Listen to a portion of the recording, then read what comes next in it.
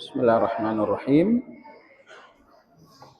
Assalamualaikum warahmatullahi wabarakatuh.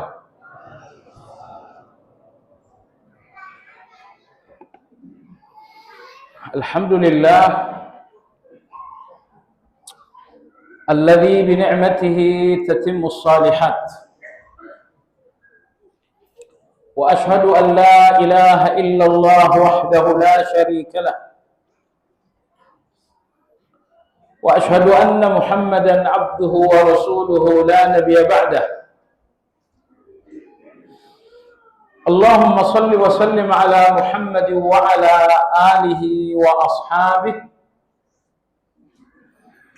ومن اهتدى بهديه واستنى بسنته إلى يوم الدين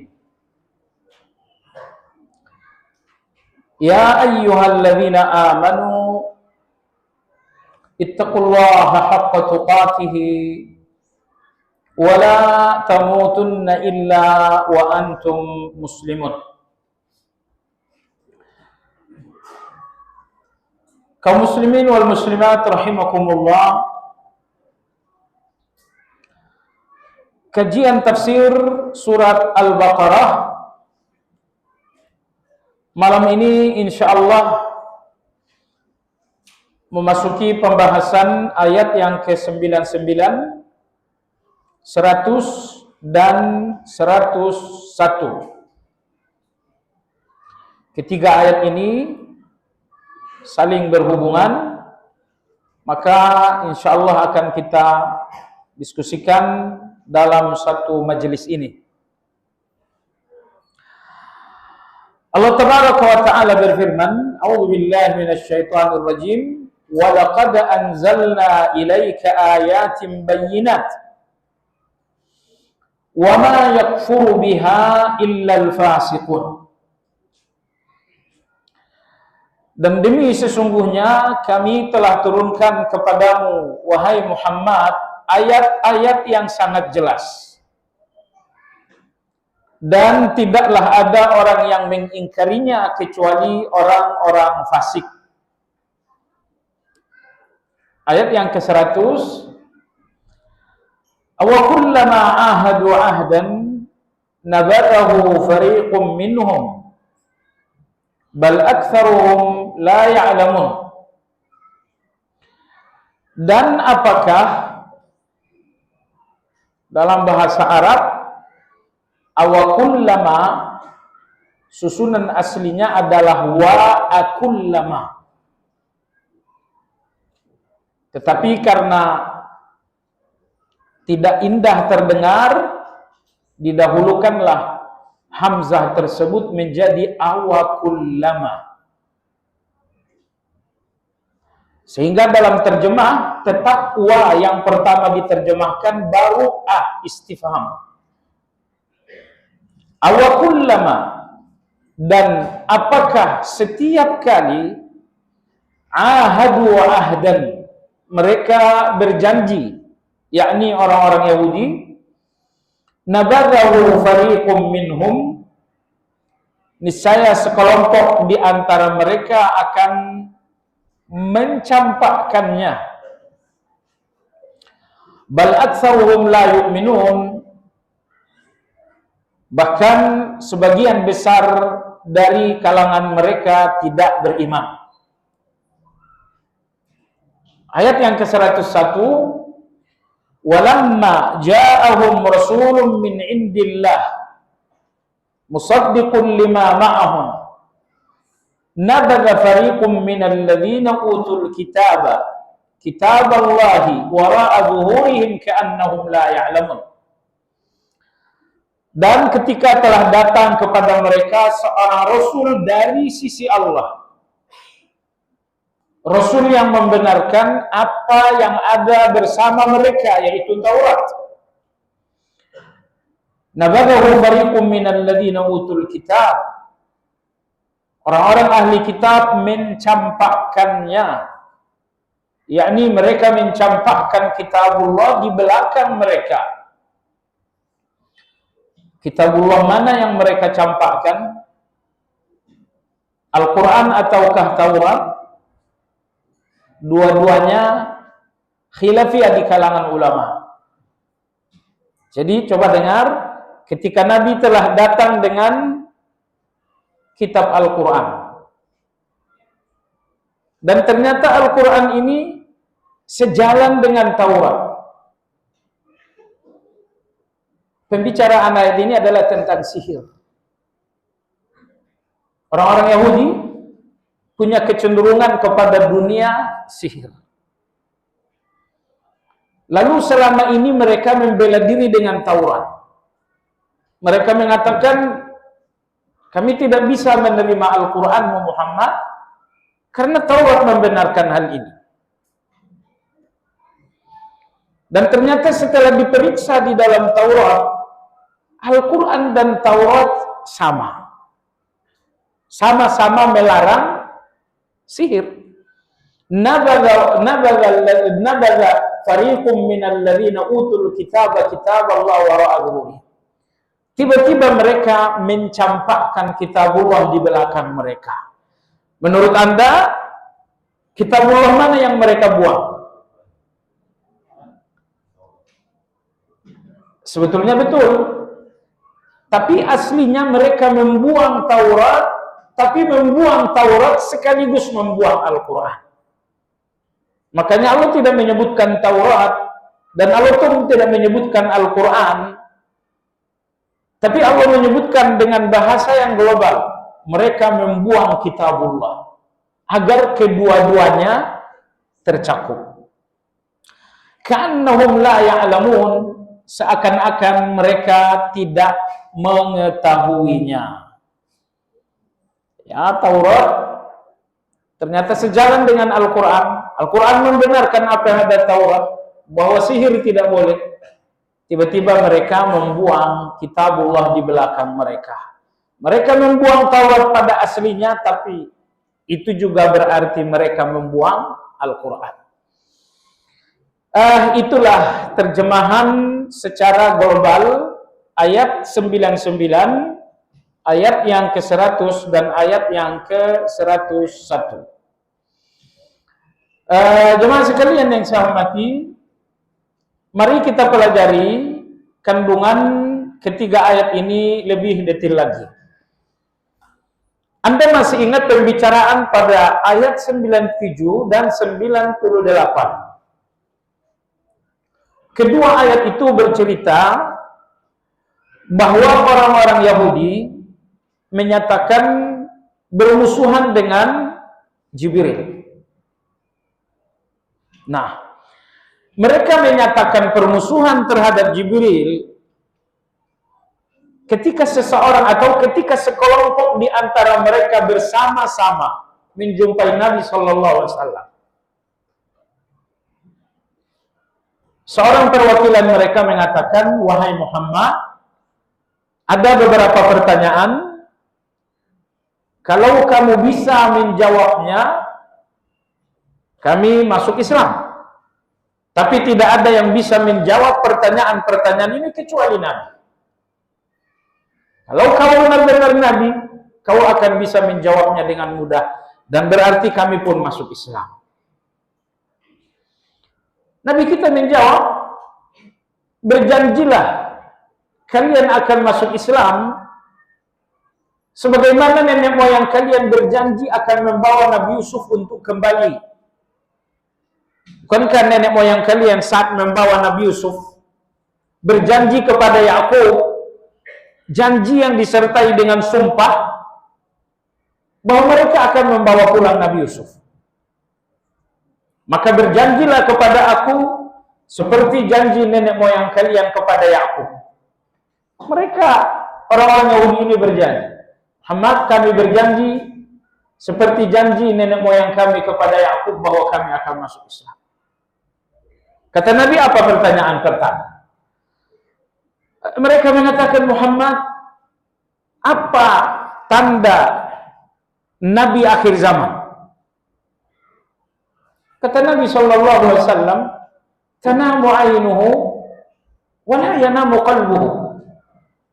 Nabi akhir zaman itu meskipun matanya tertidur, tetapi hatinya tetap terjaga. Baik, pertanyaan yang kedua, Israel, yaitu Yakub, beliau pernah bersumpah tidak mau lagi memakan sesuatu karena sebuah penyakit. Apa penyakitnya dan apa makanan yang beliau sumpahkan tidak mau makan lagi? Kata Nabi SAW, Yakub atau Israel mengidap penyakit araqun nasa. Kalau bahasa kontemporernya asam urat.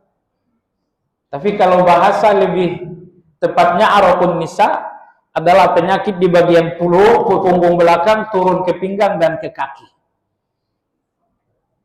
Yakub atau Israel mengalami penyakit ini dan dia bersumpah tidak mau lagi mengkonsumsi makanan yang paling dia sukai, yaitu daging onta dan susu onta. Baik, jawaban Rasulullah benar. Pertanyaan berikutnya, wahai Muhammad, bagaimana mungkin seorang anak lahir dengan kemiripan kepada bapaknya atau dengan kemiripan kepada ibunya? Kata Nabi SAW, apabila cairan suami lebih dominan daripada cairan istri,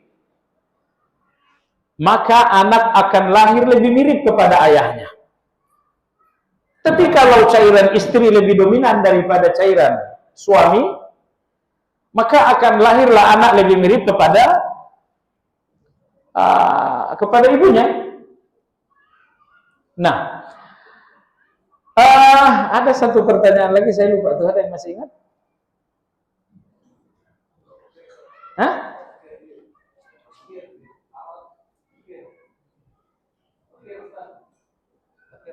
Oh iya. Mereka bertanya, wahai Muhammad, saat hujan turun, terdengar suara menyambar. Suara apa itu? Kata Nabi SAW, suara malaikat yang menghalau awan untuk berkumpul dan turun hujan. Dan suara tersebut suara apa? Kata Nabi, itu adalah suara malaikat. Jadi malaikatnya bernama malaikat Ra'ad. Jadi Ra'ad, petir, ternyata itu nama malaikat. Pertanyaan terakhir, kalau jawabanmu benar kami masuk Islam. Hai Muhammad, siapa teman terdekatmu dari malaikat? Kata Nabi SAW, Jibril. Oh, justru Jibril itu musuh kita. Kami nggak jadi masuk Islam. Kenapa nggak jadi? Karena Jibril musuh kita. Jibril itu yang menurunkan perintah berjihad. Padahal kita ingin hidup, kita nggak mau mati. Jibril itu yang menurunkan perintah bersedekah, berzakat, dan lain-lain. Jadi kalau teman terdekatmu dari kalangan malaikat adalah Jibril, justru itu musuh kita. Pertanyaan terakhir, kamu tidak lolos Muhammad, kita nggak masuk Islam. Maka turunlah ayat 47, "Qul man kana aduwwan li Jibril wa fa innahu" sampai akhir, "nazzalahu ala qalbika" sampai akhir. Pada ayat 97, ayat 98 Allah berbicara tentang orang-orang Yahudi. Dan di sini ayat 99 Allah Subhanahu wa taala berbicara tentang ayat yang diturunkan kepada Nabi sallallahu alaihi wasallam. Ini dalam bahasa ilmu balaghah dinamakan dengan iltifat. Iltifat, peralihan topik. Ayat 98 coba dengar, "Man kana aduwwan lillah wa malaikatihi wa rusulihi wa Jibril wa Mikal fa inna Allah aduwwun lil kafirin." Siapapun yang menjadi musuh bagi Allah, malaikat, rasul-rasul, Jibril dan Mikail, maka sesungguhnya Allah adalah musuh bagi orang kafir. Jadi pada ayat 98 ini pembicaraan tidak berbentuk dialog. Lalu datanglah ayat 99 berbentuk dialog. Wa laqad anzalna ilaika. Sungguh kami turunkan kepadamu. Nah, perubahan ayat yang tidak bersifat dialog kepada ayat yang bersifat dialog ini dinamakan dengan iltifat. Peralihan pola dialog. Ulama-ulama ahli tafsir dalam hal ini menjelaskan bahwa pola iltifat, perubahan pola dialog ini tasliyatan lin Nabi sallallahu alaihi wasallam, untuk memberi hiburan kepada Nabi sallallahu alaihi wasallam. Maksudnya begini, saya ceritakan cerita yang jauh tentang orang yang mengalami musibah. Kepada seseorang yang mengalami musibah, intinya saya bicara dengan orang ini, saya bicarakan yang jauh. Kenapa? Agar musibah orang yang jauh saya ceritakan, agar orang ini merasa musibahnya lebih ringan. Karena orang yang sakit melihat orang lain yang sakit, dia akan merasakan sakit dirinya lebih berkurang. Maka oleh sebab itu dalam ayat tadi, orang-orang Yahudi membangkang. Tapi Allah menceritakan perilaku mereka terhadap Nabi, terhadap Jibril. Bagaimana mereka memusuhi Jibril, mereka memusuhi Allah, mereka memusuhi Rasul-Rasul. Setelah Allah nyatakan, Allah ceritakan, jangankan engkau Muhammad, mereka pun memusuhi Allah. Mereka pun memusuhi Jibril, mereka memusuhi malaikat, mereka memusuhi Rasul-Rasul. Jadi Allah ceritakan kepada beliau sikap orang Yahudi terhadap Jibril, agar sikap orang Yahudi terhadap beliau tidak terlalu sakit. Sehingga Nabi kita akan berpikir, Jibril saja mereka musuhi, apalagi saya. Sehingga Nabi akan menghibur diri dengan sikap mereka terhadap Jibril. Jemaah sekalian yang saya hormati, ayat 99 Allah berfirman, "Wa laqad anzalna ilaika ayatin bayyinah." Dan demi sesungguhnya kami yang telah menurunkan kepadamu ayatin bayyinah, tanda-tanda atau ayat-ayat yang sangat jelas. Asal arti dari ayat adalah tanda. Maka ayat-ayat Al-Quran dinamakan ayat yang artinya tanda, karena ayat-ayat Al-Quran ini tanda bagi kebenaran. Jadi seseorang tidaklah berada di atas kebenaran tanpa Al-Quran. Karena ayat-ayat Al-Quran adalah tanda. Ayat Al-Quran adalah tanda terhadap sebuah kebenaran. Yang kedua, ayat-ayat Al-Quran dinamakan ayat yang artinya tanda, karena ayat-ayat Al-Quran ini adalah tanda bahwa Nabi kita adalah seorang Rasul. Dan tentu masih banyak jawaban-jawaban lain kenapa ayat-ayat Al-Quran dinamakan dengan ayat yang arti dasarnya adalah tanda. Allah mensifati ayat Al-Quran dengan ayatin bayyinat, bahwa Al-Quran ini adalah ayat-ayat yang sangat jelas. Syekh Sa'di rahimahullah, beliau menafsirkan ayatun bayyinat sangat bagus.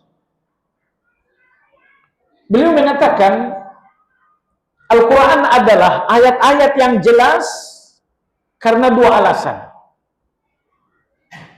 Alasan yang pertama karena ayat Al-Quran ini adalah hidayah, dan alasan yang kedua karena ayat Al-Quran adalah hujjah. Karena hanya ada dua tipe manusia di hadapan Al-Quran.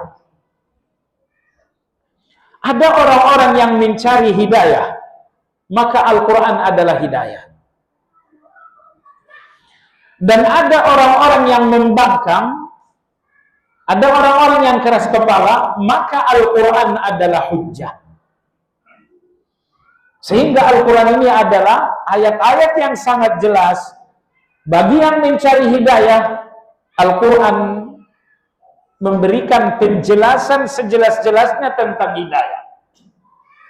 Dan bagi orang-orang yang membangkang, Al-Quran memberikan hujjah dan argumentasi yang sangat jelas tentang kebatilan orang-orang yang membangkang.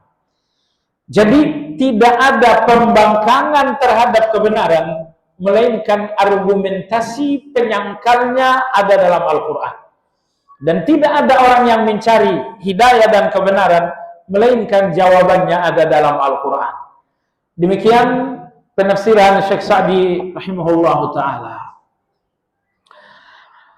Allah berfirman, wa ma yakfuru biha illa al-fasiqun, dan tidak ada yakfuru yang ingkar. Asal arti kafara menutup. Orang kafir dinamakan kafir karena mereka menutup hati mereka untuk kebenaran. Maka dinamakan mereka orang yang ingkar. Wa ma yakfuru biha illa al-fasiqun, dan tidaklah ada yang ingkar terhadap ayat-ayat yang jelas kecuali orang-orang fasik. Allah ingin menjelaskan dua hal. Orang-orang yang menolak Al-Quran adalah orang-orang bodoh. Kenapa? Al-Quran ini memberikan penjelasan yang sangat jelas dan mereka tidak mau menerima.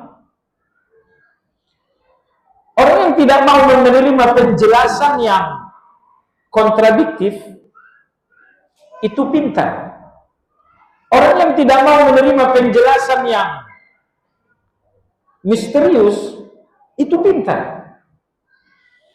Tapi kalau ada penjelasan yang sangat jelas lalu kemudian ditolak dan dijauhi, ini menunjukkan kebodohan. Nah, pernah kita sampaikan dalam kajian ini bahwa bodoh dalam agama kita berbeda dengan bodoh dalam pengertian akademis. Orang-orang yang bodoh dalam pengertian akademis standarnya adalah IQ. Tapi orang-orang yang bodoh dalam agama kita standarnya adalah baik dan buruk. Sehingga dalam agama kita, orang yang baik dinamakan pintar, walaupun IQ-nya pas-pasan. Tapi orang yang berada dalam keburukan, dalam agama kita dinamakan bodoh, meskipun IQ-nya kelas tinggi. Profesor itu IQ-nya anggaplah IQ tinggi. Tapi kalau dia berbuat buruk, dia korupsi, dia berzina, dalam agama dia dinamakan dengan bodoh dan tidak dinamakan dengan pintar. Jadi bodoh atau tidaknya seseorang dalam pengertian agama kita adalah benar atau tidak.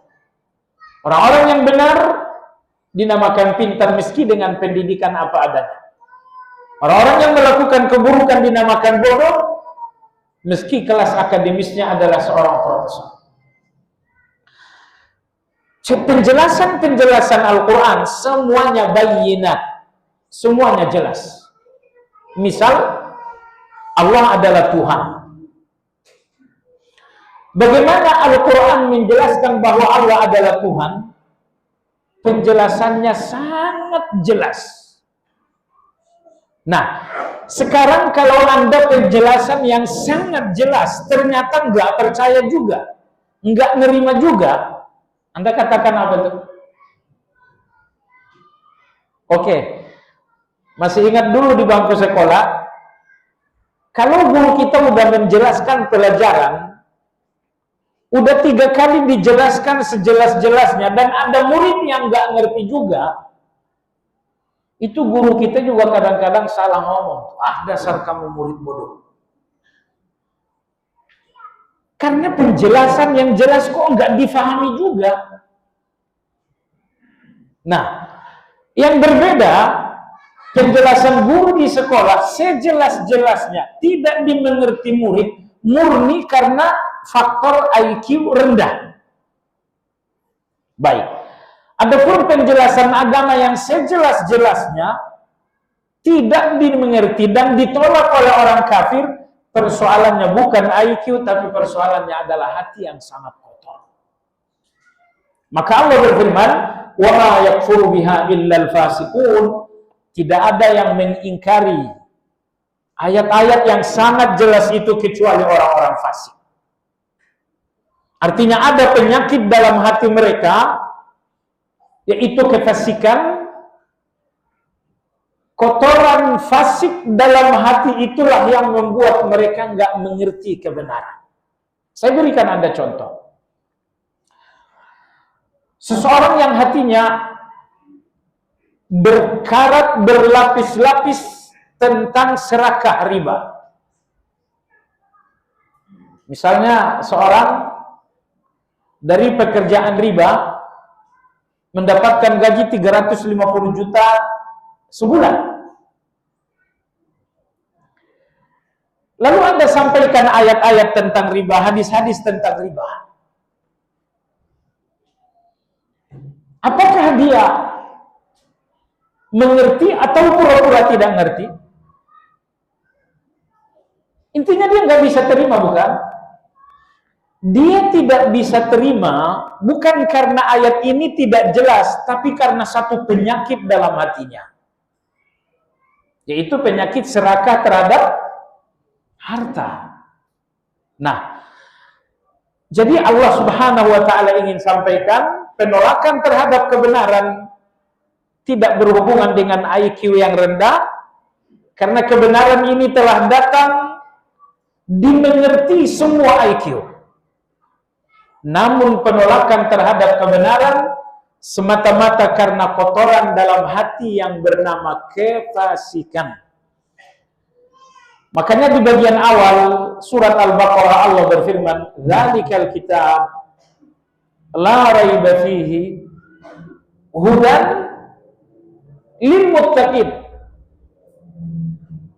Jadi Al-Quran ini akan menjadi petunjuk, tapi hanya bagi orang-orang yang bersih, yaitu orang-orang yang bertakwa. Adapun orang-orang yang kotor dengan kefasikan, Al-Quran ini enggak akan menjadi hudan.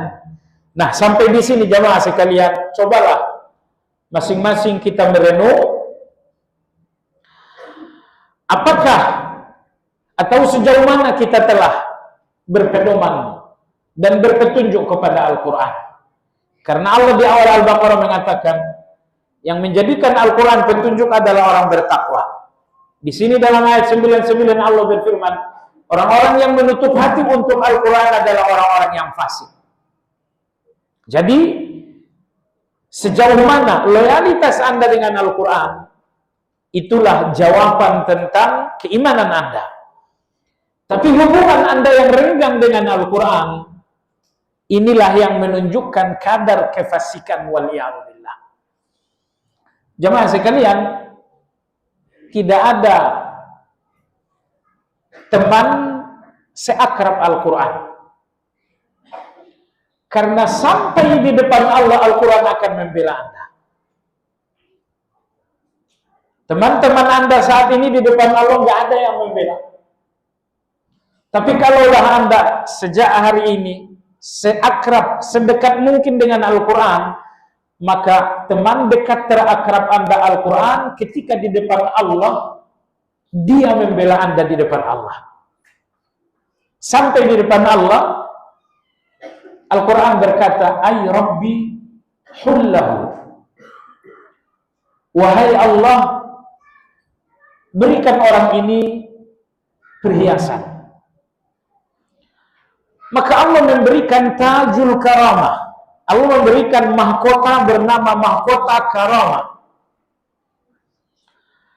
Lalu Al-Quran berkata lagi, "Ay Rabbi zidhu." Ya Allah, tambah lagi perhiasannya. Fa'albasahullahu hullatal karamah.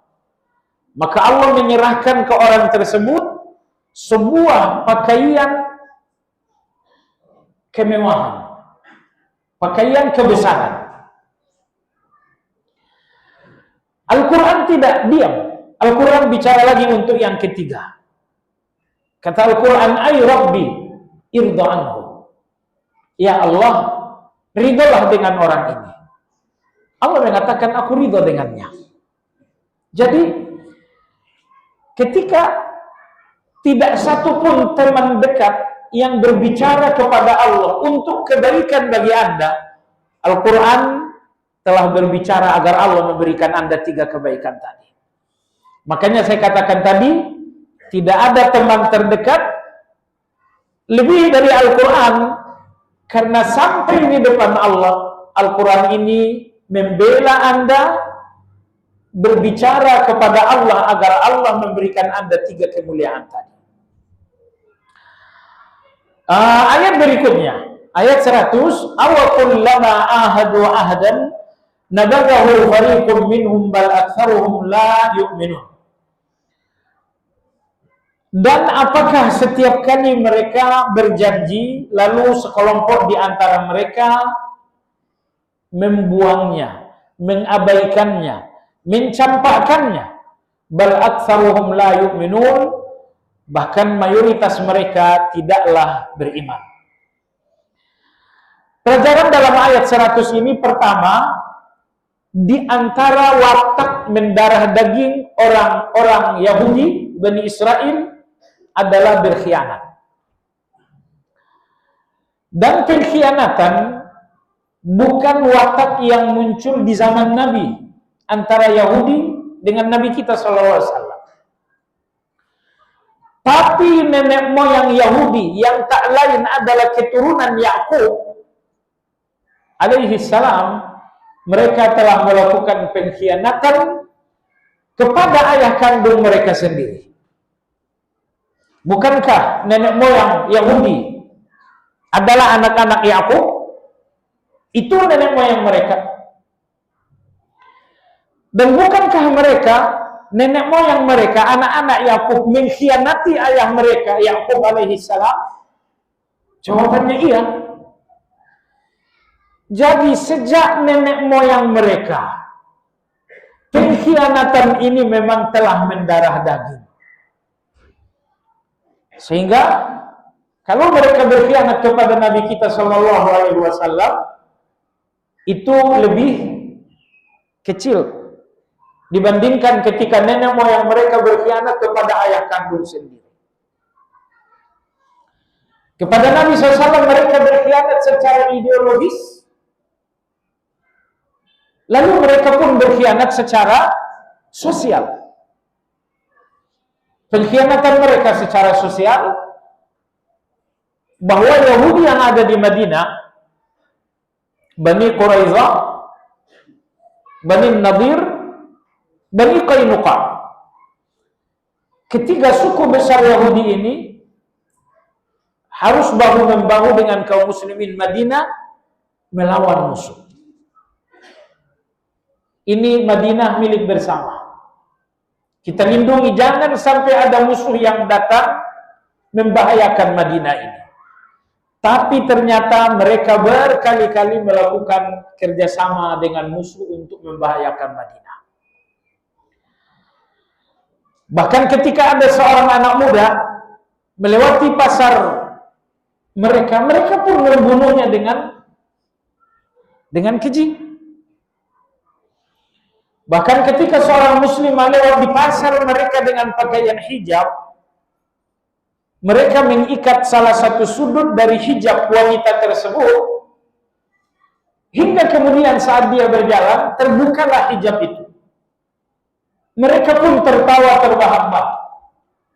Seorang anak muda tadi tidak terima ada seorang muslimah yang dinista, dia mencoba melawan dan akhirnya mereka bunuh.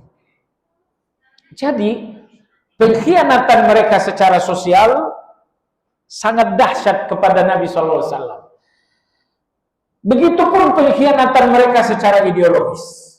Anda lihat tadi dalam ayat 97-98, mereka mengatakan kami ada pertanyaan A dan B, C dan selanjutnya.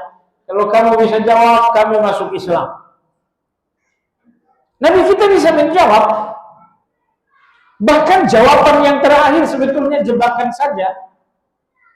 Siapa temanmu dari malaikat? Itu kan sebenarnya bukan pertanyaan yang cocok dengan permintaan mereka. Tapi mereka sengaja membuat pertanyaan yang kelima untuk meloloskan mereka tidak beriman. Mereka tahu malaikat terdekat kepada Nabi kita Jibril, karena tidak ada Nabi dan Rasul melainkan akrab dan dekat dengan Jibril. Jadi mereka tahu. Sengaja mereka berikan pertanyaan kelima untuk lolos dari perjanjian beriman. Jadi pengkhianatan Yahudi adalah watak dari zaman nenek moyang. Maka sampai sekarang pun tidak ada kejujuran mereka sebenarnya. Hanya saja kalau mereka menawarkan perjanjian damai, kita terima atau kita tolak? Nahkumu bil-zahir wallahu yatawalla sarair. Kita umat Islam wajib menghakimi sesuatu berdasarkan lahiriah. Dan kita nggak boleh menghakimi berdasarkan batin. Mereka menawarkan perjanjian damai, itu lahiriah. Dalam hati mereka ada pengkhianatan, itu batiniah. Kaidah dalam agama, ambil yang lahiriah dan serahkan batiniah kepada Allah. Maka mereka yang menawarkan perjanjian wajib kita terima, tapi tidak boleh lengah. Karena watak pengkhianatan mereka sangat besar. Demikian Allah tegaskan dalam surat Al-Anfal, wa in janahu lis-salmi fajnah laha wa tawakkal 'ala Allah. Dan kalaulah mereka orang-orang ahli kitab punya kecenderungan berdamai, mereka tidak mau berdamai tapi cenderung. Antara berdamai dan cenderung berdamai itu dua bahasa yang berbeda. Mereka tidak disebutkan Al-Quran mereka berdamai, tapi Al-Quran mengatakan apabila mereka cenderung kepada perdamaian, apa yang mesti lakukan? Fajnah laha wa tawakkal 'ala Allah. Maka kau harus cenderung pula terhadap perdamaian itu, tapi jangan terima perdamaian dari orang Yahudi untuk kemudian kalian tidur. Tapi terima perdamaian dari mereka dengan tawakal. Kenapa ada embel-embel tawakal? Karena Anda berdamai dengan para pengkhianat. Pelajaran kedua pada ayat yang ke-100 adalah pelajaran insaf. Pelajaran tentang keadilan Al-Quran. Mereka yang menolak di hadapan Nabi SAW hanya sekelompok orang. Dan bukan penolakan semua orang Yahudi. Maka Al-Quran mengatakan, nabadahu fariqum minhum. Sekelompok di antara mereka menolak atau membuang, mengabaikan perjanjian. Jadi Al-Quran Anda lihat tidak mau berbahasa dengan bahasa generalisir. Maka Allah berfirman, awa kullama ahadu ahdan nabadahu fariqum minhum. Dan apakah setiap kali mereka berjanji, lalu sekelompok mereka membuang dan mengabaikan perjanjian? Sekelompok. Allah enggak mengatakan mereka, enggak. Kalau mereka itu generalisir. Tapi Allah mengatakan sekelompok. Nah, hal ini menunjukkan keadilan Al-Quran dalam berbahasa. Ketika hanya sekelompok yang saat itu menolak perjanjian, Al-Quran mengatakan sekelompok mereka menolak. Sebab kalau Allah nggak menyebutkan sekelompok, seakan-akan penolakan itu dari semua.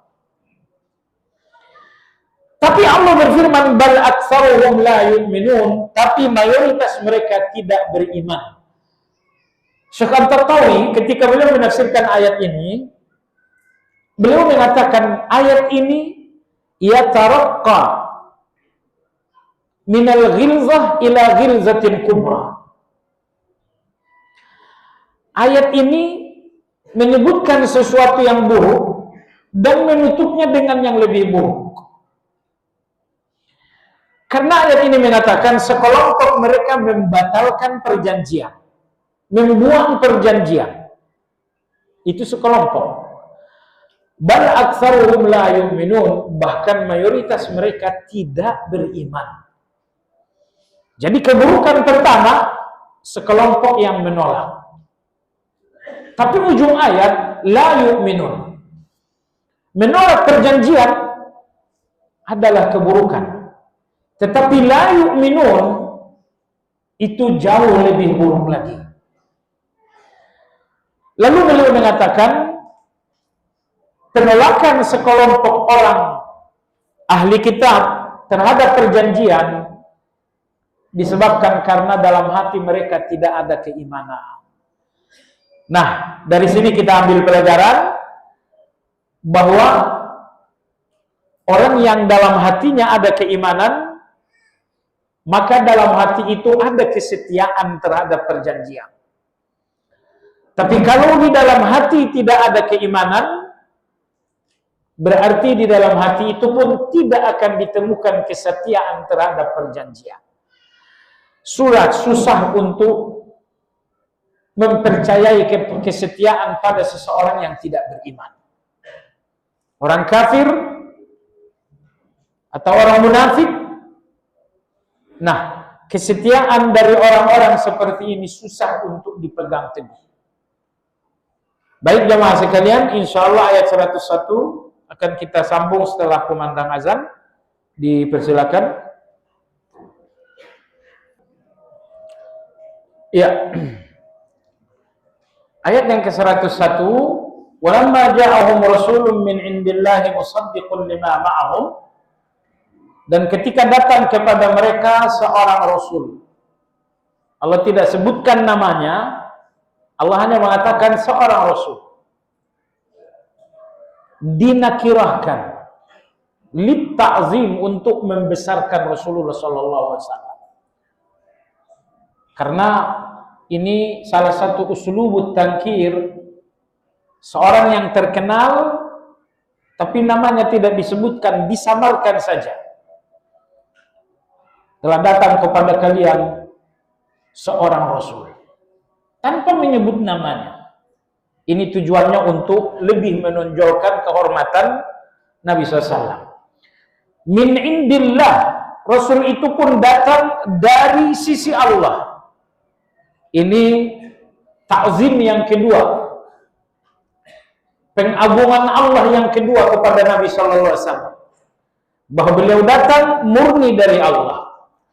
Musaddiqan lima ma'ahum, beliau dan kitab suci bersama beliau membenarkan apa yang ada bersama kalian, yaitu Taurat.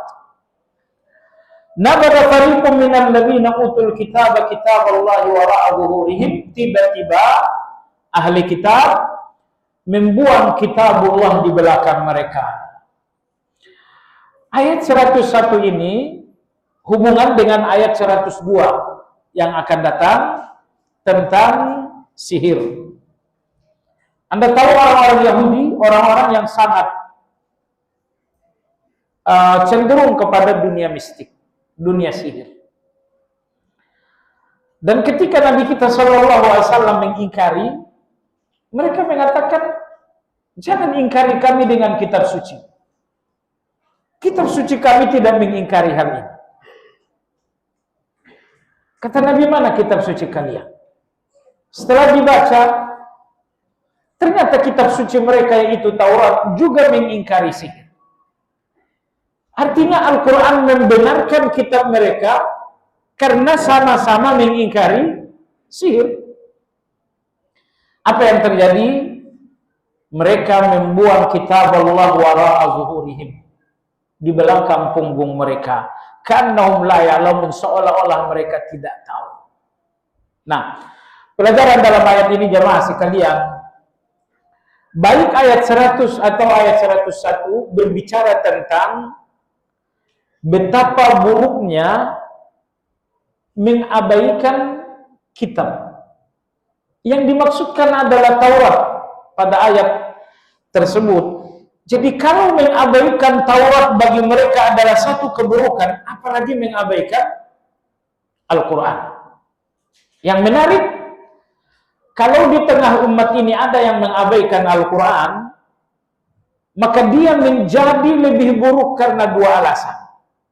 Alasan pertama, dia mengabaikan. Alasan yang kedua, dia menyamai orang-orang Yahudi. Kalau orang Yahudi mengabaikan kitab suci, mereka tidak mencontoh siapa-siapa. Tapi kalau orang Islam mengabaikan kitab suci, di satu sisi sikap mengabaikan adalah dosa, di sisi lain mereka menyamai orang Yahudi, ini pun dosa juga. Kemudian tadi orang-orang Yahudi mengabaikan, membuang, mencampakkan kitab Taurat di belakang mereka seolah-olah tidak tahu. Mereka tidak membuang kitab suci ke kanan, ke kiri, tapi di belakang. Hal ini menunjukkan betapa mereka takabur, sombong, mereka benar-benar abai, nggak peduli dengan kitab suci, karena mereka membuangnya ke belakang. Ka'annahum la ya'lamun, seolah-olah mereka tidak tahu. Seolah-olah nggak tahu. Jadi kalau ada orang, Anda nggak suka dengan orang ini, ketemu seolah-olah nggak kenal. Itu kan menunjukkan betapa Anda benci dengan orang itu. Anda mengabaikannya seolah-olah nggak kenal. Nah, itulah sikap Yahudi terhadap Taurat. Mereka membuangnya ke belakang seolah-olah nggak mengenal Taurat. Baik jamaah sekalian, itulah beberapa pelajaran ayat 99, 100 dan 101 dalam surat Al-Baqarah. Yang akan datang insyaallah adalah ayat 102. Barangkali ada pertanyaan, dipersilakan.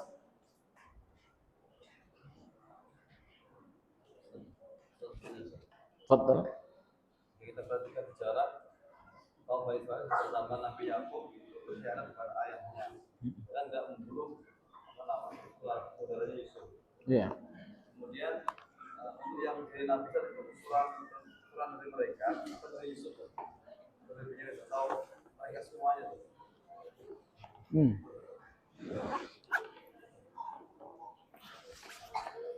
Jadi Al-Quran mengatakan kepada Nabi Ibrahim bahwa kami akan menggembirakanmu dengan Yakub, wa min wara'i Yakub Ishak, dan diberikannya bahwa kami memberikanmu dengan Ishak, dan di belakang Ishak adalah Yakub. Nah, kemudian di belakang Yakub adalah Yusuf. Jadi pertanyaan, nabi-nabi yang muncul setelah Yusuf itu dari keturunan mereka, anak-anak Yakub yang berkhianat atau bukan? Jawabannya jemaah sekalian, anak-anak yang Nabi Yakub kan ada Yusuf, Binyamin, ini satu ibu. Ya kan? Dan yang lain lagi beda ibu. Nah, lalu nabi-nabi setelah Yusuf dari keturunan Yusuf atau dari keturunan mereka? Misalnya Musa alaihissalam, dari keturunan Yusuf atau dari keturunan saudara-saudara Nabi Yusuf? Allah Ta'ala alam, dari keturunan saudara-saudara Nabi Yusuf alaihissalam. Karena mereka dinisbahkan kepada Bani Israel. Ya, baik Yusuf ataupun Isa alaihissalam, dua-duanya sama-sama dinisbahkan kepada Bani Israel. Maka mereka adalah keturunan-keturunan dari anak-anak Nabi Yakub yang berkhianat. Dan pengkhianatan mereka itu sudah selesai. Pertama, ketika Nabi Yakub istighfar untuk mereka, qalu ya abana astaghfir lana, wahai ayah kami, minta ampunlah untuk kami. Dan yang kedua, Yusuf sebagai korban pengkhianatan juga istighfar untuk mereka, qala la tathriba alaikumul yawm yaghfirullahu lakum wa huwa arhamur rahimin. Sehingga pengkhianatan mereka meski tercatat sejarah, tapi telah diampuni oleh Allah melalui istighfar dua nabi. Pertama, Yakub alaihi salam istighfar untuk mereka. Yang kedua, Yusuf alaihi salam istighfar untuk mereka. Nah, jadi pengkhianatan mereka insya Allah sudah diampuni oleh Allah dengan dua istighfar itu. Karena pertanyaannya, ketika Nabi Yakub dan Nabi Yusuf istighfar untuk pengkhianatan mereka, apakah istighfar ini diterima Allah atau tidak? Jelas diterima oleh Allah Azza wa Jalla. Kalau istighfar Yusuf dan Yakub untuk pengkhianatan mereka diterima oleh Allah, berarti pengkhianatan mereka sudah selesai. Jadi pengkhianatan mereka tercatat dalam sejarah untuk menjadi pelajaran, namun mereka telah diampuni oleh Allah dengan dua istighfar tersebut. Wallahu ta'ala alam. Ya, demikian kajian kita, semoga bermanfaat.